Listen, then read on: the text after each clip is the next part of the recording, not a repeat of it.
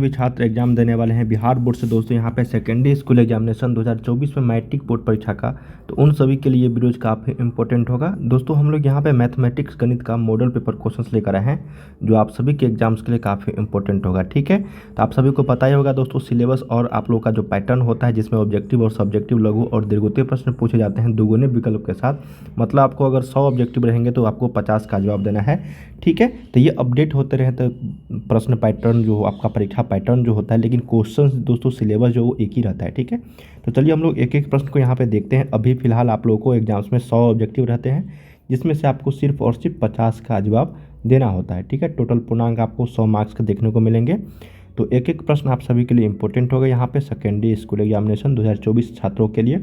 तो वीडियो को लाइक कर लीजिएगा दोस्तों, चैनल को सब्सक्राइब करके बेल आइकन को प्रेस कर देना और वीडियो को शेयर जरूर कर दीजिएगा अपने दोस्तों के व्हाट्सएप ग्रुप में, ताकि कई सारे छात्र इस चैनल से जुड़ जाए और आप सभी के लिए इस चैनल पे लगातार क्लासेज होती रहे दोस्तों, मैथमेटिक्स और के साथ साथ हर सब्जेक्ट का। दोस्तों ये ऑफिशियल वेबसाइट है इसी चैनल का, starkstudy.com, गूगल पे लिखना। यहाँ पे आप लोगों को स्टडी मटेरियल के साथ साथ PDF भी देखने को मिलेंगे और साथ में आप लोगों को टेस्ट भी ऑनलाइन दे सकते हो बिल्कुल फ्री ऑफ कॉस्ट में। तो आप starkstudy.com गूगल पे जरूर लिखना। ठीक है, सर्च करना, वहाँ पे कई सारे लाखों छात्र दोस्तों अभी तक पढ़ चुके हैं। तो एक बार जाके आप लोग जरूर विजिट कीजिए, अगर अच्छा लगे तो डेली आप लोग आके यहाँ पे पढ़ सकते हो। तो चलिए हम लोग बिना किसी देरी के स्टार्ट करते हैं दोस्तों आज का ये क्लास सेकेंडरी स्कूल एग्जामिनेशन 2024 वालों के लिए मैथमेटिक्स का मॉडल पेपर, जहाँ पे हम लोग पहला प्रश्न देखेंगे दोस्तों आज की इस क्लास में। कहा गया यहाँ पे कि यदि ax² + bx + c = 0 हो कि अगर मूल समान हो तो निम्नलिखित में से कौन सा सत्य होगा। देखिए क्वेश्चन दोस्तों यहाँ पे कहा गया है, ये कोई इक्वेशन दिया गया है आपका ax² + आपको bx + c = 0। इसके क्या है, मूल समान है। मूल समान का मतलब इसमें जो x का जो वैल्यू होगा, x का जो मान होगा वो क्या है आपका समान है। ठीक है, x का मान क्या है मतलब समान है। तो या मान लेते हैं कि अल्फ़ा और बीटा इसका क्या है, मूल है। अल्फ़ा और बीटा क्या है, इसका मूल है। तो ये अल्फ़ा बराबर क्या है आपका बीटा है। ठीक है, तभी तो दोनों मूल आपस में समान होंगे। तो यहाँ पे कहा गया है कौन सा कथन सत्य है, 4 ऑप्शंस दिए गए हैं। तो हम लोग जानते हैं दोस्तों अगर मूल समान होता है, मूल समान हो तो उसके लिए विवेचक का जो फॉर्मूला होता है, विवेचक बराबर वो होता है आपका b² - 4ac = 0 होता है। ठीक है, बराबर 0 = 0 के बराबर हो जाता है b² - 4ac। ये विवेचक डिस्क्रिमिनांट जिसको हम लोग d से सूचित करते हैं, ये इसका फार्मूला हुआ।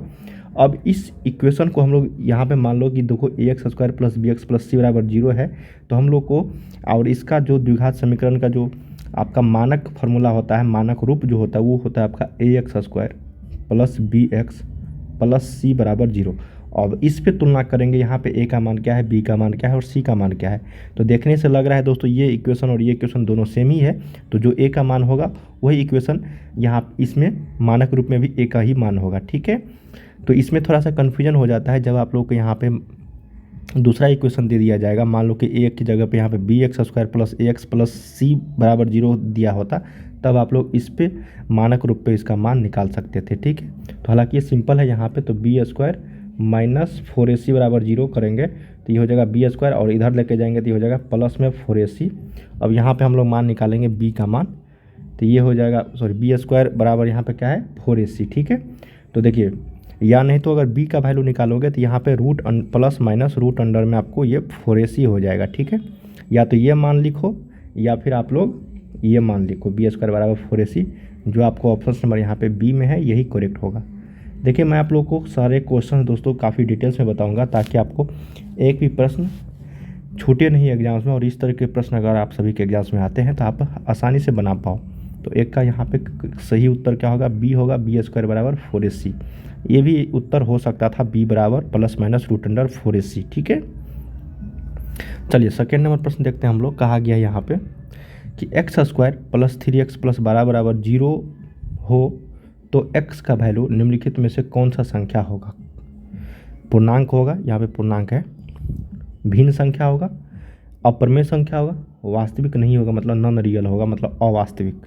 तो हम लोग इसको सॉल्व करेंगे दोस्तों। देखो x² + 3x + 12 = 0 है।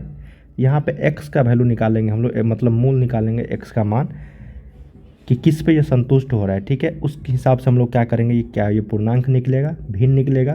देखिए पूर्णांक का मतलब होता है दोस्तों +-1 +-2 +-3 इसी तरीके से ETC। अगर इस तरीके के टर्म में आएगा तो ये पूर्णांक होगा। भिन्न संख्या होगा दोस्तों यहाँ पे 1/3 -1/3 1/2 -1/5, मतलब इस तरीके की कोई भी संख्या आएगा तो वो भिन्न संख्या कहलाएगा।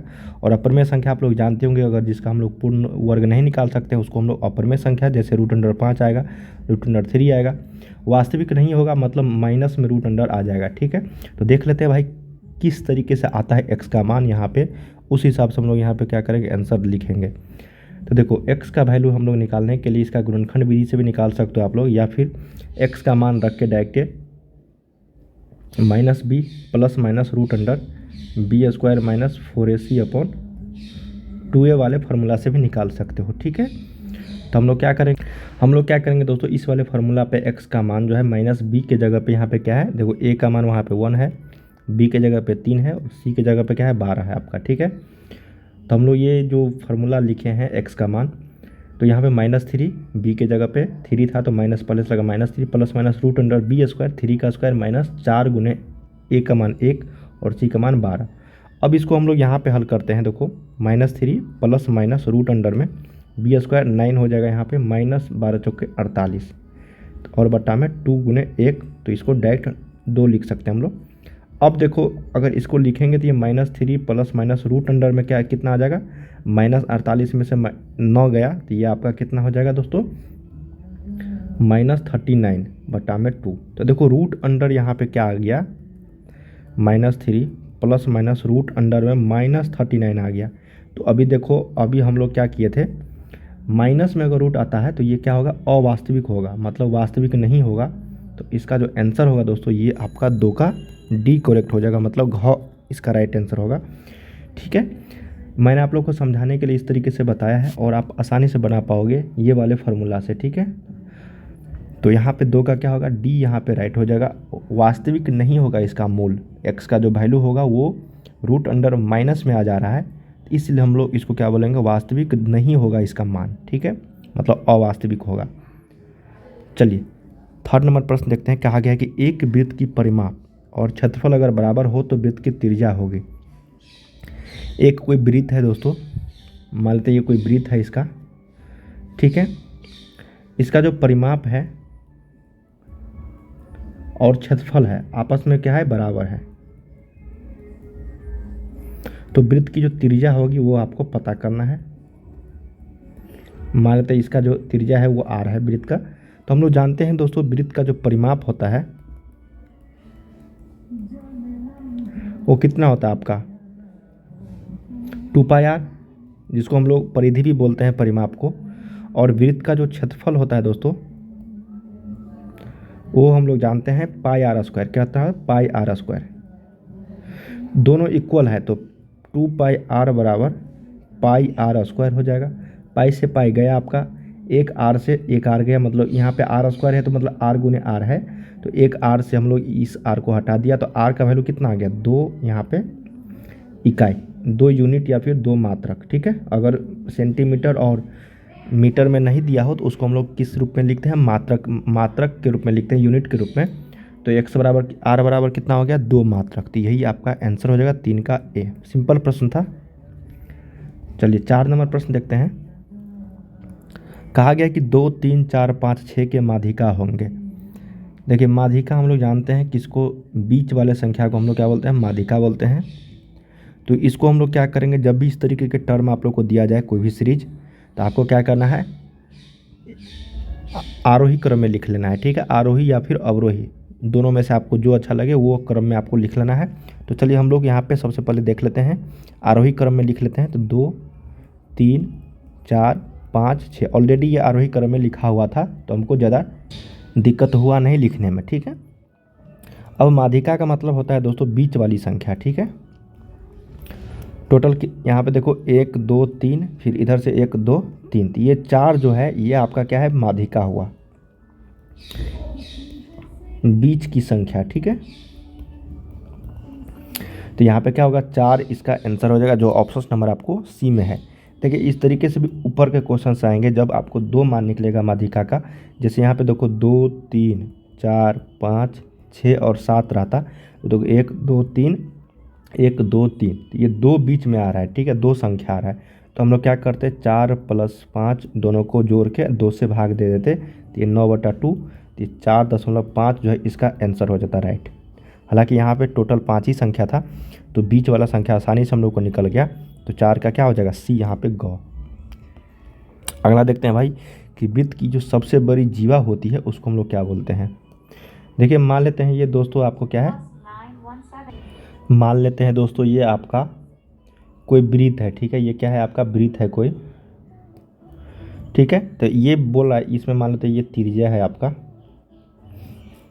इसमें बोला है कि वृत्त की जो सबसे बड़ी जीवा जो होगी वो क्या होगी, चाप होगा, व्यास होगा, चापकर्ण हो गया, या फिर इनमें से कोई नहीं। तो जीवा हम लोग क्या बोलते हैं, मान लेते हैं कोई वृत्त है जो 2 बिंदु पर आपस में कटे, जैसे यहाँ पे देखो ये आपका जैसे ए है और ये बी है, तो ए बी जो है ये आपका एक जीवा हुआ, क्या हुआ, एक जीवा हुआ, ठीक है। उसी तरीके से ये हो गया आपका, इसी तरीके से ये कई सारे जीवा होते हैं एक वृत्त में, ठीक है। तो एक ऐसा बिंदु आएगा, एक ऐसा जीवा आएगा जो क्या होगा, इस वृत्त के केंद्र से होकर गुजरेगा, ठीक है। तो उसी को हम लोग क्या बोलते हैं, सबसे बड़ा जीवा। और सबसे बड़ा जीवा जो होता है वो आपको व्यास कहलाता है, ठीक है, क्योंकि हम लोग जानते हैं कि अगर कोई भी रेखा वृत्त के केंद्र से होकर गुजरती है तो वो आपको क्या कहलाता है, व्यास कहलाता है, ठीक है। तो वृत्त में कितने व्यास होते हैं, तो वृत्त में व्यास की जो संख्या होगी केवल एक संख्या होगा, ठीक है। और जीवा कितना होगा दोस्तों, तो जीवा यहाँ पे अनगिनत हो सकते हैं, कितना हो सकते हैं, अनगिनत। जीवा कितना होता है, अनगिनत होता है। और केंद्र की संख्या कितनी होती है, तो केंद्र की संख्या होती है आपको 1, ठीक है। जीवा अनगिनत हो गया, व्यास हो गया 1, केंद्र की संख्या कितना हो गया 1, और त्रिज्या, त्रिज्या भी आपका क्या होता है, 1 ही होता है, ठीक है, क्योंकि कहीं से भी लेंगे तो 1 ही त्रिज्या होगा, तो त्रिज्या भी 1 होगा, ठीक है ना। जीवा अनगिनत होते हैं, तो यहाँ पे क्या होगा, व्यास कहलाएगा। तो 5 का से उत्तर आपको बी यहाँ पे राइट आंसर हो जाएगा। चलिए 6 नंबर देखते हैं कि एक्स अक्ष के निर्देशांक जो होंगे वो क्या होंगे, एक्स अक्ष के। तो देखो इस तरीके के प्रश्न समझने के लिए सबसे पहले चिन्ह परिपाटी को हम लोग समझना पड़ेगा। ये मान लेते हैं एक्स और वाई एक्सिस का कोई यहाँ पे चिन्ह परिपाटी है, कोऑर्डिनेट निकालना है एक्स एक्सिस का, तो ये होता है 0 यहाँ पे, ठीक है। मान लेते ये ओ जो है मूल बिंदु है यहाँ पे, 1 2 3, इसी तरीके से फिर 1 2, इसी तरह से माइनस, इधर भी माइनस, आपको पता होगा ना ये चिन्ह परिपाटी। तो यहाँ पे एक्स अक्ष के निर्देशांक जो होंगे, तो देखो यहाँ पे समझने वाली बात यह है कि अगर एक्स अक्ष पर पूछा जाए, अगर एक्स अक्ष पर पूछा जाए, ठीक है, एक्स अक्ष के निर्देशांक, तो हमेशा याद रखना y का जो मान होगा वो 0 होगा, क्या होगा, y का मान हमेशा 0 होगा। तो देख लेते हैं इसमें एक्स अक्ष के निर्देशांक निकालने के लिए y का मान 0 कहाँ कहाँ है, ठीक है। तो देखो यहाँ पे जब भी हम लोग लिखते हैं स्टार्टिंग में एक्स का मान लिखते हैं और लास्ट में y का मान लिखते हैं, तो x, y के जगह पे x रहेगा और y के जगह पे क्या हो जाएगा, यहाँ पे 0 हो जाएगा, क्योंकि x अक्ष पर y का जो मान होगा वो हमेशा क्या होगा, 0 होगा। तो x, 0 जिस भी ऑप्शंस में दिखे ये आपका आंसर हो जाएगा, जो ऑप्शन नंबर आपका ए में है। बहुत सारे छात्र बोलेंगे कि 0, 0, ये 0, ये मूल बिंदु हो गया, ठीक है, न ये x अक्ष के निर्देशांक कहलाएंगे, न ये y अक्ष के निर्देशांक कहलाएंगे, ठीक है। ये दोनों अक्ष के जो कटान बिंदु होता है उसको हम लोग मूल बिंदु के नाम से जानते हैं, जिसको हम लोग 0, 0 के से निर्देशित करते हैं। अब जैसे देखो 0, y है, ठीक है, तो 0, जो y हो गया ये आपको y अक्ष के निर्देशांक हो गया, क्योंकि यहाँ पे x का वैल्यू 0 है, ठीक है। अब x, y, तो x, जो y हो गया, इसमें दोनों मान आ रहा है x और y का दोनों का, तो ये चिन्ह परिपाटी के अनुसार या फिर जो भी मान आएगा उसका आंसर हो जाएगा। हालांकि यहाँ पे पूछा गया था x अक्ष का निर्देशांक, तो x, 0, 6 का a यहाँ पे राइट आंसर होगा, ठीक है। बहुत ही सिंपल प्रश्न था, आपको समझाने के लिए मैंने आपको यहाँ पे बताया है इस तरीके से। तो याद रखना है आप लोग को यहाँ से कि x अक्ष के निर्देशांक होगा y का मान हमेशा 0, ठीक है। अगर y अक्ष के निर्देशांक पूछा जाएगा तो x का मान हमेशा 0, ठीक है, दोनों उल्टा हो जाएगा। जब x अक्ष का निर्देशांक पूछेगा तो y का मान हमेशा 0, जब y अक्ष के निर्देशांक पूछेगा तो x का मान हमेशा 0। चलिए 7 नंबर प्रश्न देखते हैं, क्या कहा गया है कि 2 sin 58 डिग्री बटा cos 32 डिग्री का वैल्यू देखिए बहुत सारे छात्र इसमें फंसते हैं। देखो इस बहुत ही सिंपल है प्रश्न, ये 2 sin 58 डिग्री है, बटा में आपको cos 32 डिग्री है ना। तो हम लोग जानते हैं दोस्तों यहाँ पे, अगर देखो मैट्रिक की अगर बात करो ट्रिक के अनुसार, देखो ट्रिक अगर जान लोगे तो आप सिंपल से बना पाओगे। तो ट्रिक के अनुसार जब इस दोनों का वैल्यू 58 + 32 डिग्री का मान अगर 90 डिग्री के बराबर आ रहा है तो हमेशा क्या होगा मान इसका, इस दोनों का मान क्या होगा 1 के बराबर हो जाएगा। कितना के बराबर 1 के बराबर, ठीक है। तो देखो 2 sin 58 बटा cos 32 अगर 90 हो रही है तो 2 गुने इसका वैल्यू क्या लिखेंगे 1, तो इसका मान जो है 2 आ जाएगा, ठीक है। लेकिन अगर आप लोग थ्योरी के हिसाब से जानना चाहते हो, इसको कैलकुलेशन करना चाहते हो कि किस तरीके से ये 1 आता है, तो देखो हम लोग जानते हैं कि 2 sin यहाँ पे 58 डिग्री है, बट्टा में cos 32 डिग्री है। तो एक चीज़ हम लोग या तो साइन को cos में बदल दो या फिर cos को साइन में बदल दो। तो चलिए हम लोग cos को साइन में बदलते हैं। तो 2 sin 58 डिग्री बट्टा में cos कितना घटाएंगे कि ताकि 32 आ जाए। तो cos 90 में से अगर हम लोग 58 घटाते हैं तो ये आ जाएगा 32 डिग्री। तो हम लोग जानते हैं दोस्तों यहाँ पे 2 sin 58 डिग्री बट्टा cos 90 माइनस थीटा जो होता है वो होता है आपका sine theta. cos 90 minus theta क्या होता है साइन थीटा। तो यहाँ पे हो जाएगा साइन थीटा के जगह पे कितना है 58 डिग्री, तो साइन 58 हो गया। ये दोनों आपस में कट जाएगा तो ये बचेगा क्या 2। तो इसीलिए हम लोग करते हैं अगर दोनों का जोड़ का मान अगर 90 डिग्री के बराबर आ जाता है तो उसको 1 रख के मान हम लोग बना लेते हैं। तो 2 sin 58 डिग्री बटा cos 32 डिग्री का वैल्यू यहाँ पे 2 होगा, क्योंकि 2 शुरू में लगा हुआ है इसलिए 2 गुने 1, अगर 2 नहीं रहता तो सिंपल इसका मान 1 आंसर आ जाता। चलिए 8 नंबर देखते हैं कि किसी घटनाओं की प्रायिकताओं का जो योग होगा वो कितना होगा। देखिए किसी घटनाओं की जो प्रायिकताओं का जो योग होता है वो हमेशा 1 के बराबर होता है। कितना 1 के बराबर, ठीक है। सभी घटनाओं की प्रायिकताओं का योग कितना होगा 1 के बराबर होगा। 0 भी नहीं होगा कभी, -1 भी नहीं होगा और 2 से कभी होगा ही नहीं ज़्यादा। मतलब आपको 0 से बड़ा हमेशा, ठीक है। और यहाँ पे 1 क्या होगा 0 से 1 के बीच में, ठीक है ना, 0 से 1 के बीच में। लेकिन 1 हो सकता है, ठीक है, लेकिन 0 नहीं हो सकता है, ठीक है ना।